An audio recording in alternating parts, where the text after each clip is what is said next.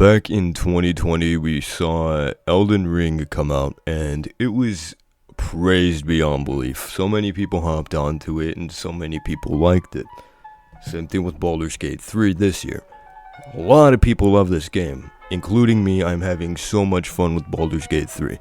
But it seems that there's a good portion of people on Twitter for both of these games, especially game developers, who feel the need to, put these games down in some ways, and I'm just like, why?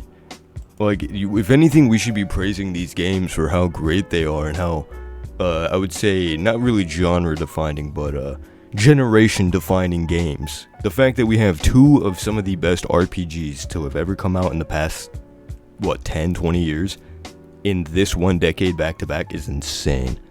Alright. But you go to Twitter, and you have someone, I don't even want to attempt to pronunciate his name, let's just call him XNJ here, and he says this: like a lot of people, I'm deeply excited about the lovely folks that Larian accomplished with Baldur's, oh my god, I can't read, I'm gonna do that again. Like a lot of people, I'm deeply excited about what the lovely folks at Larian accomplished with Baldur's Gate 3, but I want to gently, preemptively push back against players taking that excitement and using it to apply criticism or raise standard to RPGs going forward. Why shouldn't it be a raised standard? Baldur's Gate 3 is one of the games that is released complete at launch, and from what I know, it's been getting patches for some shit that's in game, but the fact that there's so much content that's actually good at launch, you don't have to pay microtransactions to get a cool armor set, you don't have to buy some fucking in-game currency to get more gold. It's just a game, you play it, you go through it, and that's it. And it's so nice we can actually get something that's a complete game for once. You take, for example, you take this year's Call of Duty, and it's literally just recycled content. It is. There's no denying that. The campaign was just booty cheeks. It was ass. There's no denying that. So, I don't understand why this shouldn't be a raised standard going forward. It makes no sense. The same things were said back in 2022 with Elden Ring, how Elden Ring shouldn't be a used standard, but with Elden Ring, it seems like more people are praising Baldur's Gate 3 than trying to find ways to put it down, because I don't really see people talking shit about Baldur's Gate 3 from a gameplay perspective, other than Spider-Man fanboys who just can't cope that Game of the Year wasn't theirs. We get it. Spider-Man 2 had dope gameplay, but it just wasn't as good of a game as Baldur's Gate 3. I've seen so many comments where it's it'll show Baldur's Gate 3 gameplay, and then you're telling me this lost to Spider-Man? Yes, because it was a better game.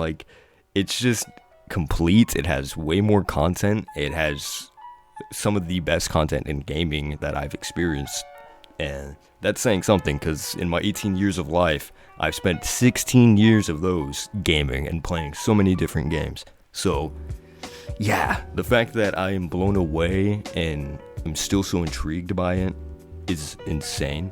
It just doesn't make sense why they can't accept it. It's either that or they haven't even played Baldur's Gate 3. It doesn't make sense why you would say, if you've played Baldur's Gate 3, you understand why this game won, why it has so much praise, why people genuinely give a shit when talking about it, because Baldur's Gate 3 is genuinely a breath of fresh air that we need in the gaming industry.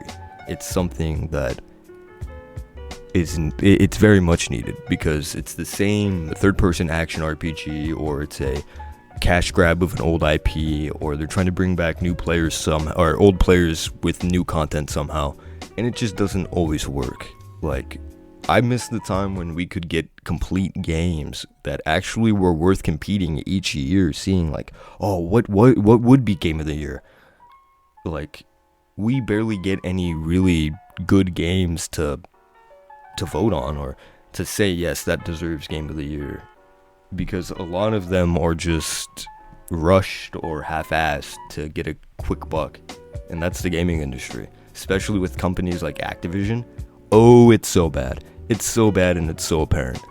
Please, it's just, we as a community, as gamers, should not like give into this. Like, we shouldn't be buying these bad games. Like, we should hold these studios up to a higher standard. As the consumer, we should be able to buy a product that's actually worth our money, and we don't feel like we were robbed out of cash buying something.